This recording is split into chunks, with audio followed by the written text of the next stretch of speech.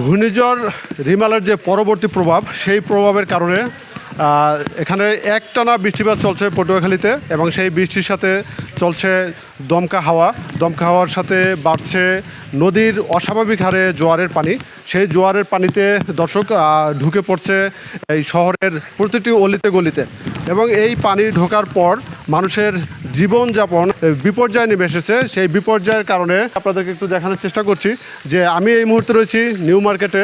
এটি হচ্ছে পটুয়াখালী জেলার একটি গুরুত্বপূর্ণ মার্কেট।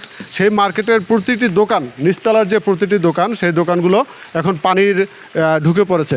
এখানের ব্যবসায়ীরা তারা জানিয়েছেন যে তারা এখানে অনেক ক্ষতির সম্মুখীন হয়েছেন এবং তাদের চিন্তার ভাঁজ যে এই জোয়ারের পানি যদি এভাবে বৃদ্ধি হতে থাকে তাহলে তাদের ক্ষতির পরিমাণ আরও বেশি বৃদ্ধি পেতে পারে। আমি একটু আপনাদের দেখানোর চেষ্টা করছি যে নিউ মার্কেটের চিত্র।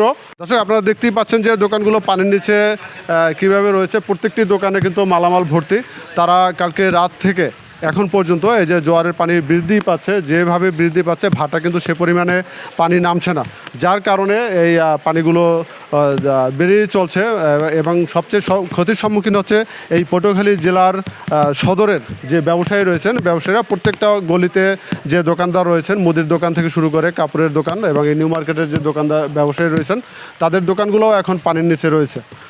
আমি একটু কথা বলবো এখানকার যে ব্যবসায়ী রয়েছেন। এখন তো খুলতে পারতেছি না পানির কারণে, যদি মালামাল আরও নষ্ট হইবে সেই জন্য খুলি না। পানি টান দিলে আমরা দোকানপাট খুলবো, দেখো কী ক্ষয়ক্ষতি হয়েছে। বাড়ছে রাত্রের আপনার 2টা হইতে শুরু করছে বাড়া পানি, গতকাল রাতে হইতে এখন পর্যন্ত পানি আর কি এই ব্যবস্থায় আছে, কমতে আছে না, মানে বাড়া লাগে আস্তে আস্তে পানি বাইরে আর কমে না। আর দ্বিতীয় কথা জানেন সলিষের সমস্যা আছে, সলিষের জন্য এই পানিগুলো ওঠে। পানি ওই সলিষ বন্ধ করলেও পানি র্যাপে আস্তে আস্তে উঠতে যায়। নাহলে আপনি কোনো জায়গার জিনিস ভাঙে নাই, এই কোনো ব্যারিয়ার ভাঙে নাই, মার্কেট তলায় গেছে। সদর পৌর নিউ মার্কেট, এই নিউ মার্কেটটা আপনার নদীর পাড়ে বেরিবাদ থেকে যে একটা সুলিজের অবকাঠামোগত সুলিজটা সুন্দর মতো করছিল, পানি এবং ড্রেনেজ ব্যবস্থা সুন্দর মতো অপসারণ হবে, সেটা সুন্দর মতো হয় নাই। যার ফলে নদীর পাড়ের যে সুলিজের মুখটা, ওখান থেকে পানি ড্রেনেজের ভিতর দিয়ে ঢুকিয়ে যায় একদম, মানে আরও অনেক বছর এরকম আমরা ক্ষতির থাকি।